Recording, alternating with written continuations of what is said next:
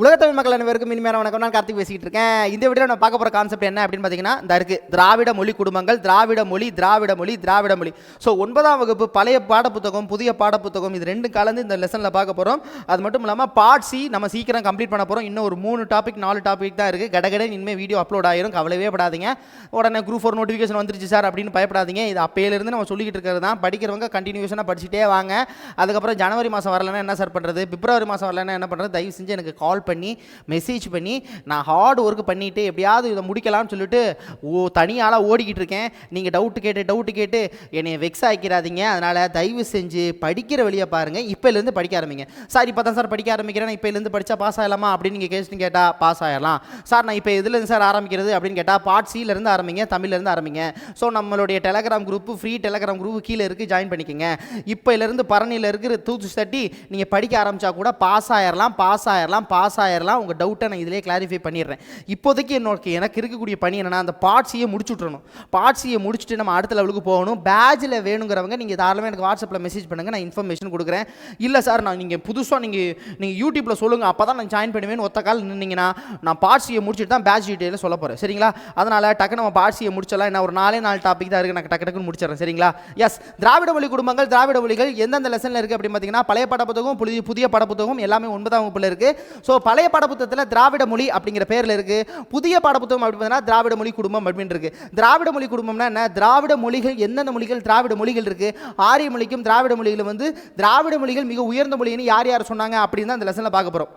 திராவிட மொழிகள் எத்தனை வகைகள் இருக்குது, நடு திராவிட மொழினா என்ன, தென் திராவிட மொழினா என்ன, இந்த மாதிரி திராவிட மொழிகள் இருக்கக்கூடிய வேறுபாடு என்ன, திராவிட மொழியில் நம்ம தமிழ் ஏன் அதில் ரொம்ப சிறப்பாக இருக்குது அப்படிங்கிற மாதிரி பார்க்க போகிறோம். பார்த்துடலாமா? கடகடன் நம்ம பார்த்து விட்டுறலாம். ஸோ ஃபஸ்ட்டு நம்ம என்ன பார்க்க போகிறோம் அப்படின்னா, முதல்ல மொழி அப்படின்னா என்ன, தனக்கு தோன்றிய சில கருத்துக்களை அதாவது நான் ஒரு மனசில் ஒன்று நினைக்கிறேன், அந்த விஷயத்தை மற்றவங்களுக்கு பரிமாற்றம் செய்யணும். அப்போ அதை தான் சொல்லியிருக்காங்க. ஸோ தமக்கு தோன்றிய கருத்துக்களை பிறருக்கு உணர்த்த பயன்படுத்தக்கூடிய கருவி தான் என்னது, லாங்குவேஜ், மொழி. அப்போ அதுக்கு மொழி வர்றதுக்கு முன்னாடி, லாங்குவேஜ் வர்றதுக்கு முன்னாடி என்ன, செய்கைகள், ஸோ சமிக்கைகள் பயன்படுத்தப்பட்டன. அதுக்கப்புறம் தான் மொழிங்கிறது ஒன்று உருவாகிடுச்சு. அதான் திராவிட மொழி பார்க்குறது மூலம் மொழியோட பண்பு என்ன, மொழி முதல்ல எதுக்கு உருவானது அப்படிங்கிற மாதிரி சொல்லியிருக்காங்க. அப்போ மொழி எப்படி உருவாயிருக்கும் அப்படின்னு பார்த்தீங்கன்னா, அந்தந்த ஜியாகிரபிக்கல், அந்தந்த இடத்தின் அமைப்புக்கு ஏற்ற மாதிரி தான் லாங்குவேஜ் இருக்கும். இப்போ என்ன பார்த்தீங்கன்னா, இங்கிலீஷ் படம்லாம் பார்த்தீங்கன்னா நம்மளாம் சாரி சார் அப்படின்னு நம்ம இங்கிலீஷ் படிப்போம். ஆனால் நீங்கள் யூஎஸ்ஏ அங்கெல்லாம் போனீங்கன்னா சாய். இப்போ கூட நீங்கள் வெளிநாட்டு படங்கள் பார்த்தீங்கன்னு வச்சிங்களேன், சாயிமா என்னது சாய், அந்த அப்படிங்கிற வார்த்தை நம்ம தமிழர்களுக்கே உண்டானது. அப்படிங்கிற விஷயம் நமக்கு மட்டும் தான் வரும், இங்கிலீஷ்காரங்களுக்கு அது வரவே வராது. ஸோ அந்தந்த இடங்களுக்கு ஏற்ப, அங்கே தட்பவெப்பங்களுக்கு ஏற்ப தான் அந்த மொழிங்கிறது பரிணாமம் அடையும். அதை முதல்ல நல்லா புரிஞ்சுக்கோங்க. ஸோ அதான் சொல்லியிருக்காங்க, அங்கே வாழ்ந்த மனித இனத்தின் இட அமைப்பு, இயற்கை அமைப்பு அடிப்படையில் வேறுபட்ட ஒழிப்பு முயற்சிகளும் மொழிகளும் உருவானது. அந்த ஒழிப்பு அந்த நம்ம எப்படி சவுண்டு கொடுக்குறோம் அதை பொறுத்து தான் மொழியும் இருக்குது அப்படிங்கிற மாதிரி சொல்கிறாங்க. அதுக்கப்புறம் சீனாக்காரங்க பேசுகிறது நமக்கு சொல்லவா வேணும், பார்த்துக்கோங்க. ஸோ இவ்வாறு உருவாகும் மொழிகள் அனைத்தும் அவற்றின் பிறப்பு, தொடர்பு, அமைப்பு, உறவு ஆகியவற்றின் அடிப்படையில் தான் மொழி குடும்பங்களாக உருவாக்கப்படுகிறது. புரியுதுங்களா?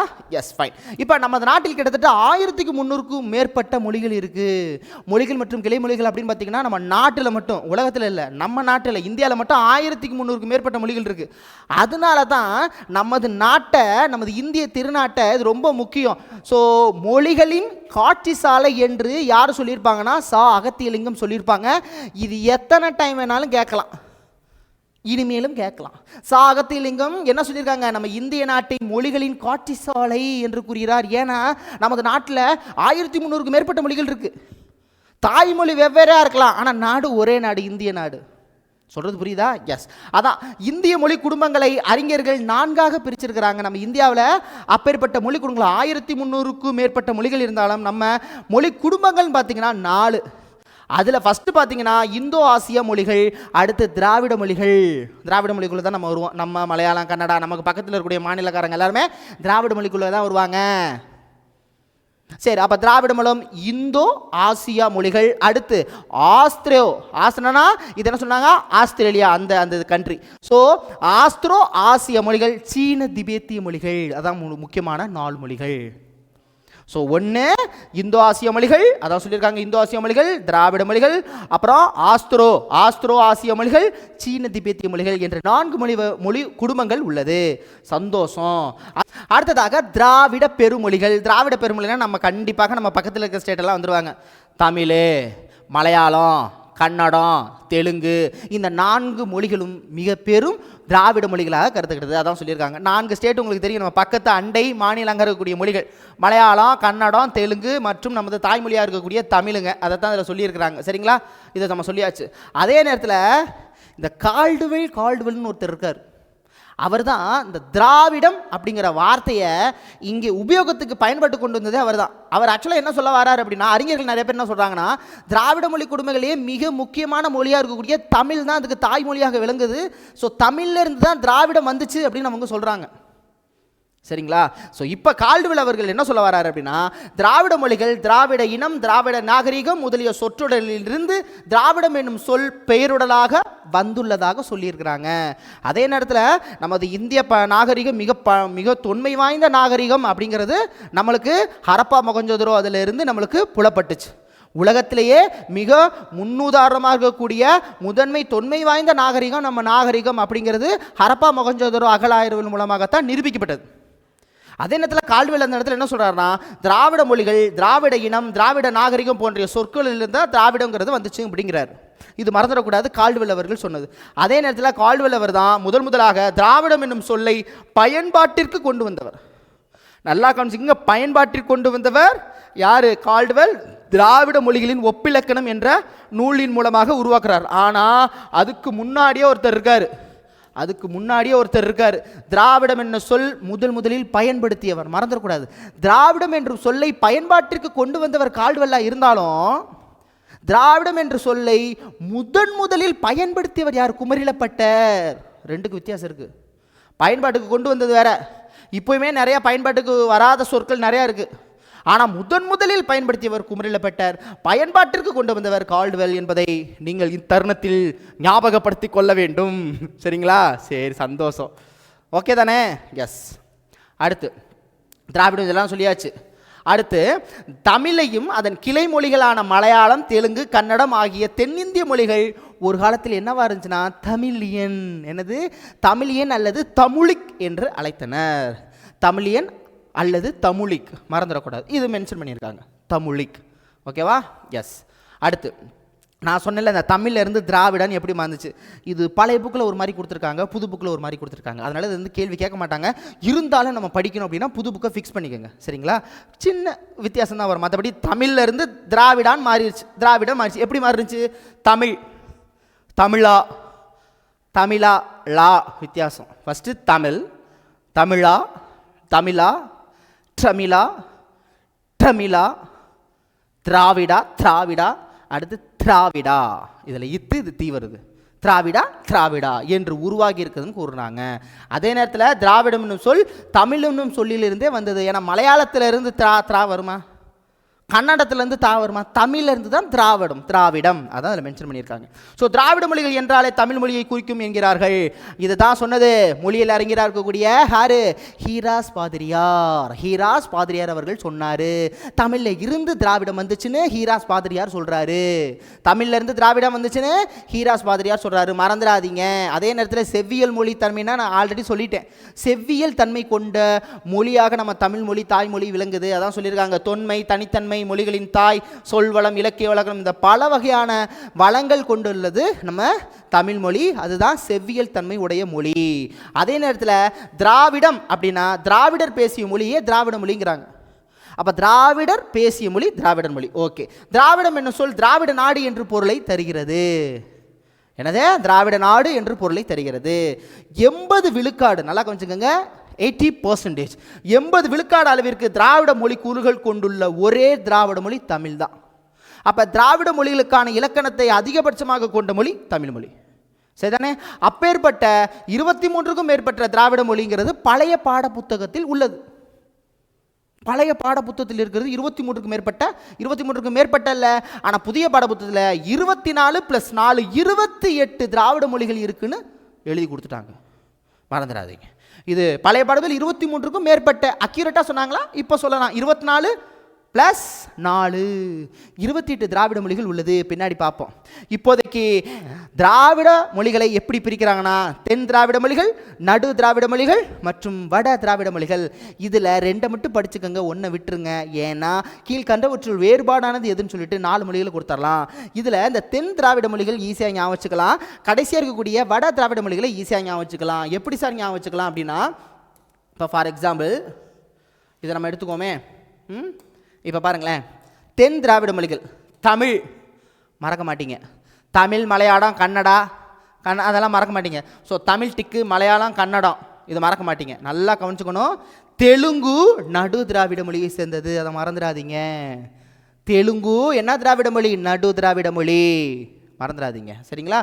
தமிழ், மலையாளம், கன்னடம் மிச்சம் இருக்கிறது நம்ம ஈஸியாக ஞாபகம் வச்சுக்கலாம். இருளார் இனத்தை சேர்ந்தவர்கள் இன்னும் இருக்கிறாங்க, இருளா மறக்க மாட்டீங்க.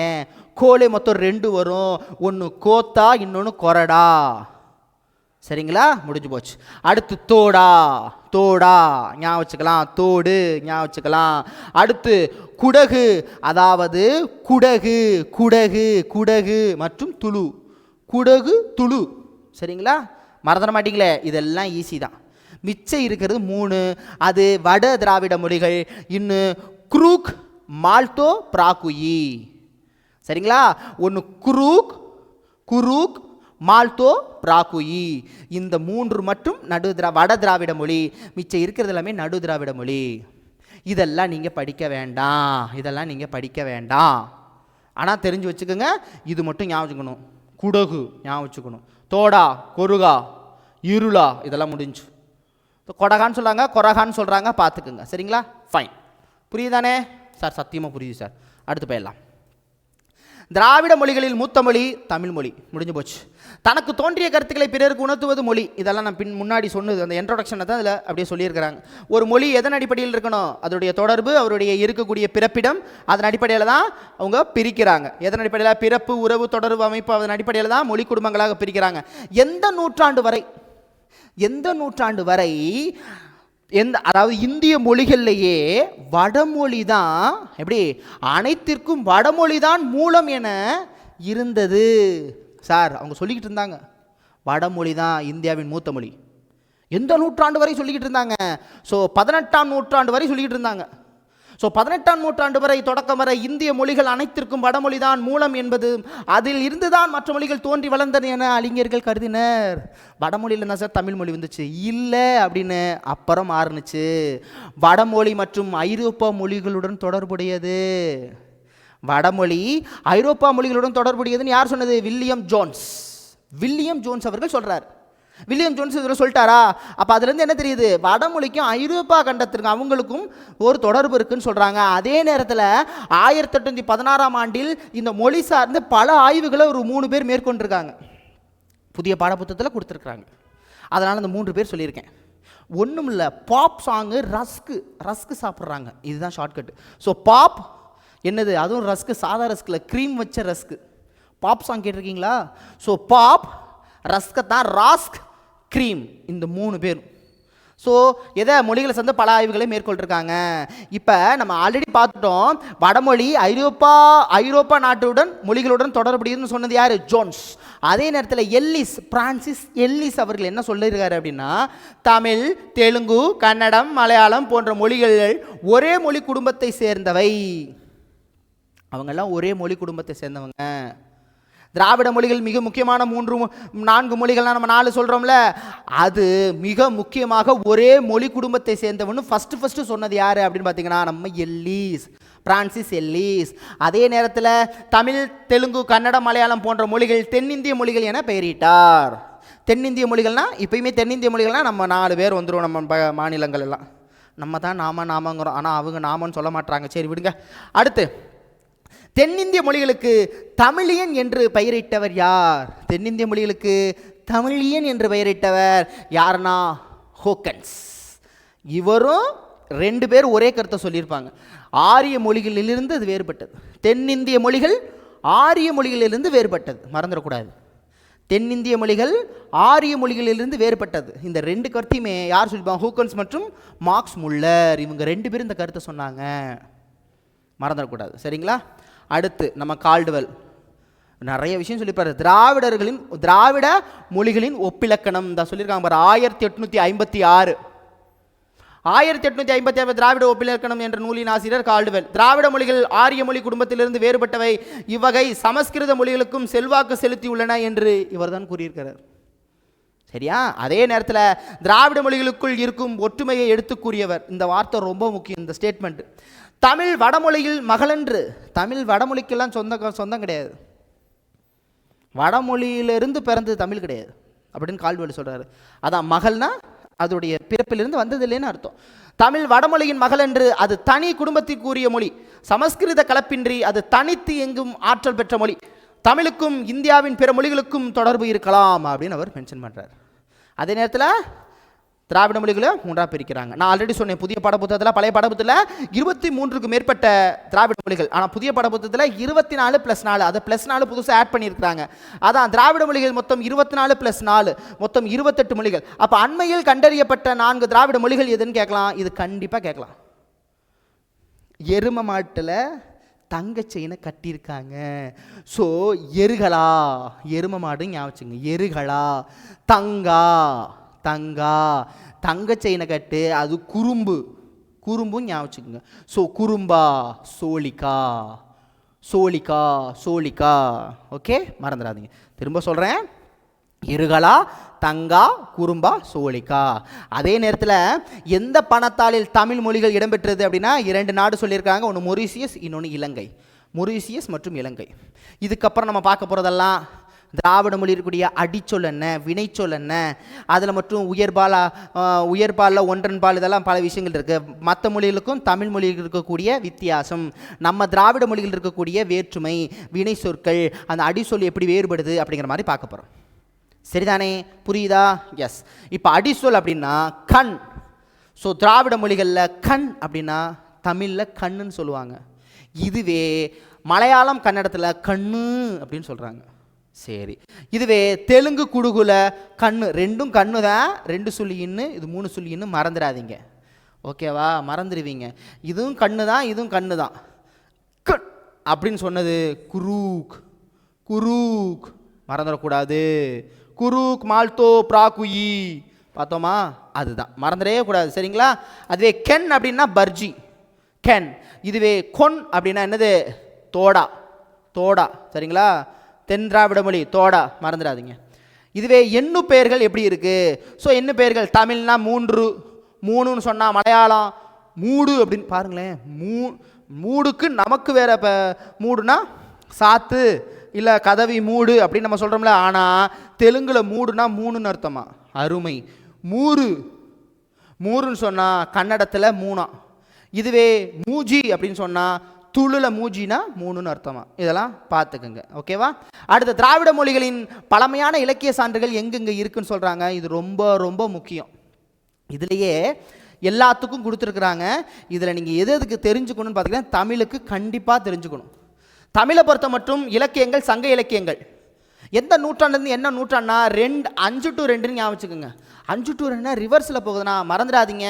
பொது ஆண்டுக்கு முன் 2ங்கிறது பொது ஆண்டு. புரியுதுங்களா? அது மறந்துடவே கூடாது. ஸோ 5 to 2 பொது ஆண்டுக்கு முன்னு. இது அதுக்கப்புறம் பின் 2, 5 to 2. ஸோ தொல்காப்பியம், இலக்கணம் தொல்காப்பியம். அது நம்ம யாருக்கும் காலம், எந்த காலம், 3ஆம் நூற்றாண்டு, இதெல்லாம் முக்கியம் கிடையாது. உருவானது ரொம்ப முக்கியம். அதுக்கப்புறம் சான்று, இலக்கிய சான்று நமக்கு சொல்ல வேணும். அவ்வளோ இலக்கிய சான்றுகளுக்கு சங்க இலக்கியம். கன்னடத்துக்கு இலக்கிய நூல், கன்னடத்தின் இலக்கிய நூல் கவிராஜ மார்க்கம். இதே தெலுங்குக்கு பாரதம். சந்தோஷம். தெலுங்குல பாரதம் கொஞ்சம் நம்மளுக்கு ஞாபகம் வச்சுக்கலாம். அடுத்து ராமசரிதம், மலையாளம்னா ராமசரிதம்.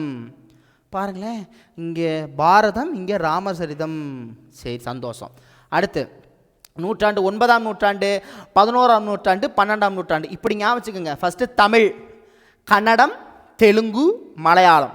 தமிழ் இப்படி ஞாபகம் வச்சுக்கோங்க. தமிழ், கன்னடம், தெலுங்கு, மலையாளம். ஏன் சொல்கிறேன்னா இதை விட்டுருங்க, இது 5 to 2ன்னு சொல்லியாச்சு. 9, 10 விட்டுருங்க, 11, 12. 9, 10 விட்டுருங்க, 11, 12. இப்படி ஞாபகம் வச்சுக்கலாம். இது உங்களுக்கு கவிராஜ, காக்கா. கன்னடம் கவிராஜ. சரிங்களா? இது தெலுங்கு பாரதம், மலையாளம் ராமசரிதம். சரி, அடுத்து இதோட இலக்கண நூல் அதே கவிராஜ மார்க்கம் தான், இங்கே கவிராஜ மார்க்கம். இது தெலுங்குவா, அப்போ ஆந்திர பாஷா பூஷணம், ஆந்திர பாஷா பூஷணம், தெலுங்கு ஆந்திர பாஷா பூஷணம். மலையாளம் லீலா திலகம், மலையாளம் லீலா திலகம். இது இருக்கக்கூடிய இலக்கண நூலின் பெயர். சரிங்களா, சந்தோஷம். இது ரொம்ப முக்கியம் இல்லை, இது ரொம்ப முக்கியம். இந்திய இலக்கண கொள்கைகளில் பின்னணி தமிழ் இலக்கணம்னு சொன்னவர் யாருன்னா சண்முகம்.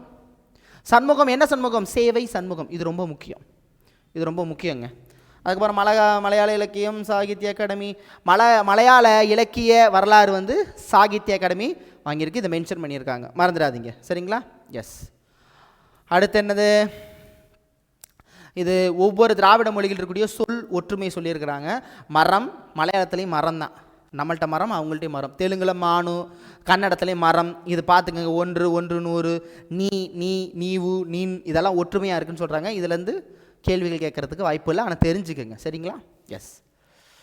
அடுத்து கடைசியாக திராவிட மொழிகளின் பால் பாகுபாடு. மற்ற மொழிகளுக்கும் நம்ம திராவிட மொழிகளுக்கும் மிக முக்கியமாக தமிழுக்கும் இருக்கக்கூடிய சிறப்பு என்ன?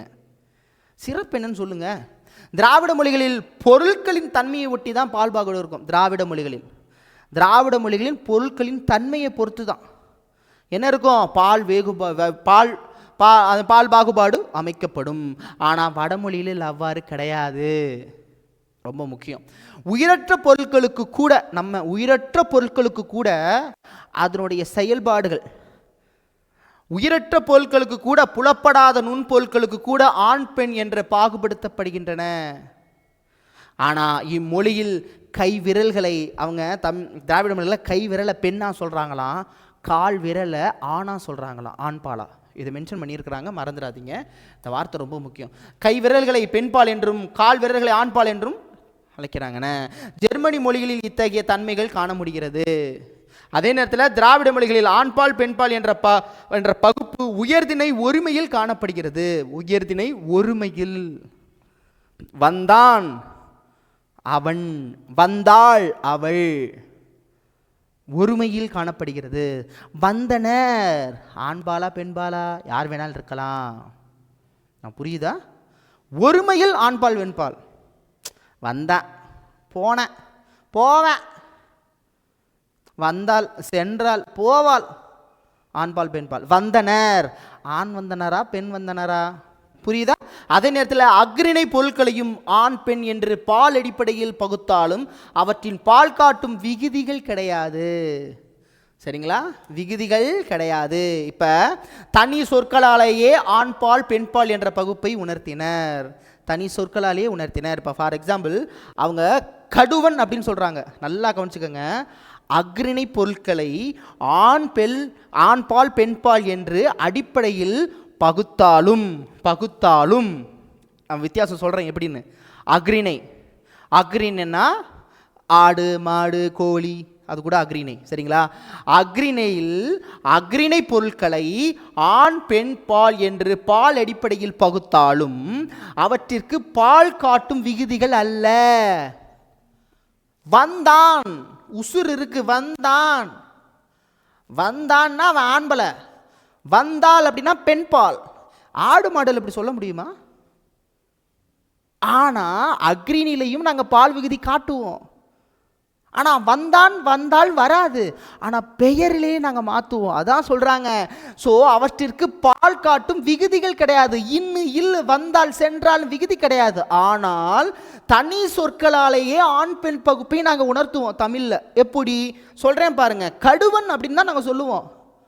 கடுவன்னா அது ஆண் பால் இருக்கக்கூடிய குரங்கை குறிக்கிறது. இதுவே மந்தி என்றாலும் குரங்கு தான், ஆனால் பெண் குரங்கை குறிக்கிறது. அதே யானையில் சொல்லியிருப்பாங்களே, களிறு என்பது ஆண் யானை, இந்த சைடு பெண்பால் பிடி என்பது பெண் யானை. ஆனால் அக்ரிணை உயர்திணையில் வந்தான் சென்றான் வென்றான் சொல்லலாம். சரிங்களா, ஒருமையில். அடுத்தது பிரமாதம், வேற லெவல். திராவிட மொழிகளில் வினைச்சொற்கள்ல ஒரு எடுத்துக்காட்டு சொல்கிறேன் பாருங்க. வினைச்சொல் காலம் மட்டுமே காட்டும். பொதுவாக வினைச்சொல் காலம் மட்டும்தான் காட்டும். திணை பால் எண் ஆகியவற்றை காட்டாதுங்க. எடுத்துக்காட்டு இங்கிலீஷ் எது வேணாலும் எடுத்துக்கங்க. ஸ்டடீடு, முன்னாடி படித்தாங்க. யார் படித்தாங்க தெரியாது. தெரியாது. ஆம்பளை பொண்ணு ஆண் பால் படித்தாங்களா பெண் பால் படித்தாங்களா தெரியாது.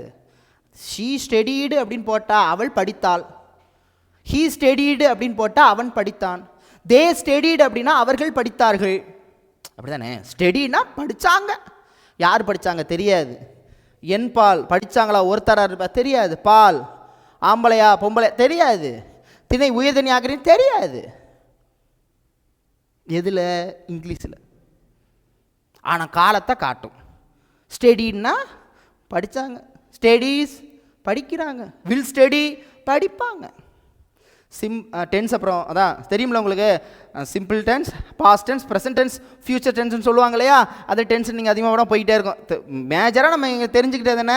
Present, passed, future. ப்ரெசன்ட்னா படிக்கிறது, பாஸ்ட்னா படித்தாங்க, இனிமே படிப்பாங்க, வில் ஸ்டடி. சரி தானே? கரெக்டு தானே? சரி, சந்தோஷம். இப்போ இங்கே வருவோம். திராவிட மொழிகளில் காலத்துடன் சேர்ந்து திணைப்பால் என ஆகியவற்றை கண்டிப்பாக காட்டும் வினைச்சொல் உண்டு. இப்போ ஃபார் எக்ஸாம்பிள் வந்தான். எத்தனை பேர் வந்தான்? ஒருத்தன் தான். வந்தான்னு தான் சொன்னோம்ல. சரி, ஆண்பாலா பெண்பாலா? அதான் வந்தானுங்கிறோம்ல ஆண்பாலில். உயர்தினியா அக்ரினியா? அதான் வந்தானுங்கிறோம்ல உயர்தினி இல்லை. உயர்திணை, ஒருமை, ஆண்பால், வந்தான், வர்றது எல்லாமே இந்த ஒரு இதுக்குள்ள வந்துடுது. உயர்திணை, ஆண்பால், படற்கை, ஒருமை, முடிஞ்சு போச்சு. வந்துடுச்சா? இது எதில் இருக்கு? தமிழில் தான் இருக்குது. சரி, மலையாளத்தில் என்ன இல்லை அப்படின்னு மென்ஷன் பண்ணியிருக்கிறாங்க. ஃபார் எக்ஸாம்பிள் திராவிட மொழிகளில் திணைப்பால் எண் ஆகியவற்றை காட்டாத ஒரே மொழி, திராவிட மொழிகள்லேயே ஒரே மொழி இதெல்லாம் காட்டாது,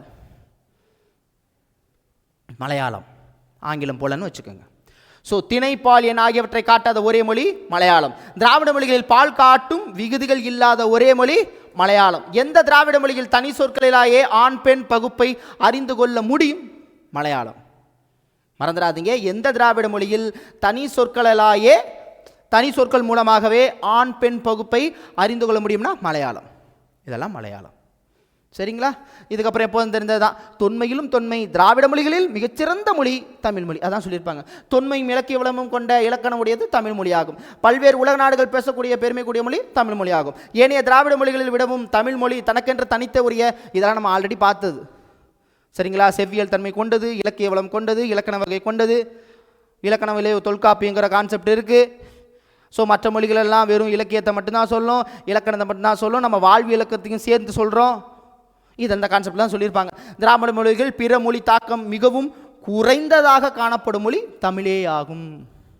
யாரை நம்பி நம்ம இல்லை அப்படிங்கிற மாதிரி தமிழ் மொழி இருக்குதான். தமிழ் மொழி திராவிட மொழி சிலவற்று தாய்மொழியாக கருதப்படுகிறது.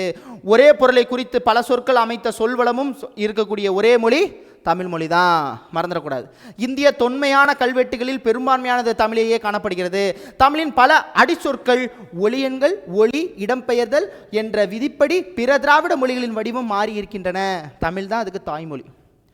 சுட்டுப்பெயர்கள், மூவிடப் பெயர்களும் பெரும்பாலும் குறிப்பிடத்தக்க மாற்றங்களை பெற்றிருக்கின்றன. நம்மளுக்கு சுட்டுப்பெயர்கள் விட காரண பெயர்கள் தான் நமக்கு அதிகம் தமிழுக்கு. சரிங்களா? அவ்வளோதாங்க, முடிஞ்சு போச்சுங்க. அடுத்த வீடியோக்கு நான் அடுத்து ரெடி பண்ணுறேன். இதோட இந்த வீடியோ முடிச்சிடலாம். ஸோ பேட்ச் டீட்டெயில்ஸ் நான் கண்டிப்பாக பார்ட்ஸ் முடிஞ்சதுக்கப்புறம் சொல்கிறேன். இந்த டிசம்பர் கடைசியில் உங்களுக்கு நான் இன்ஃபர்மேஷன் கொடுக்குறேன். பேட்ச் ஸ்டூடெண்ட்ஸ், சரிங்களா? பழைய ஸ்டூடெண்ட்ஸ் எப்படி ஜாயின் பண்ணுறது, புது ஸ்டூடெண்ட்ஸ் எப்படி ஜாயின் பண்ணுறது நம்ம ஃபாலோ பண்ணுறோம். ஸோ ஃபாலோ பண்ணுறது எப்படி இருக்கும்னா, வீடியோ இல்லாமல் டெஸ்ட்டு கிடையாது. வீடியோ அப்லோட் பண்ணிடுவோம், பிடிஎஃப் கொடுத்துருவோம், டெஸ்ட் அட்டன் பண்ணணும், புக்ஸ் வந்துடும். இந்த மாதிரி தான் ஃபாலோ பண்ண போகிறோம். டெஸ்ட் பேஜ் மட்டும் கேட்டிங்கன்னா அதுவும் இதே தான் ப்ரொசீஜர். டெஸ்ட் பேஜ் கண்டக்ட் பண்ணிடுவோம், புக்ஸ் மட்டும் உங்களுக்கு கிடையாது, சாஃப்ட் காப்பி மட்டும் உங்களுக்கு கிடையாது, டெஸ்ட் கண்டக்ட் பண்ணிடலாம். சரிங்களா? Thank you so much. அதே நேரத்தில் சயின்ஸுக்கும் கேட்டிருக்கீங்க, சயின்ஸுக்கும் நான் கூடிய விரைவில் ஆரம்பிச்சிடலாம். சரிங்களா? மீண்டும் சந்திக்கும் வரை உங்கள் கார்த்திக். நன்றி, வணக்கம்.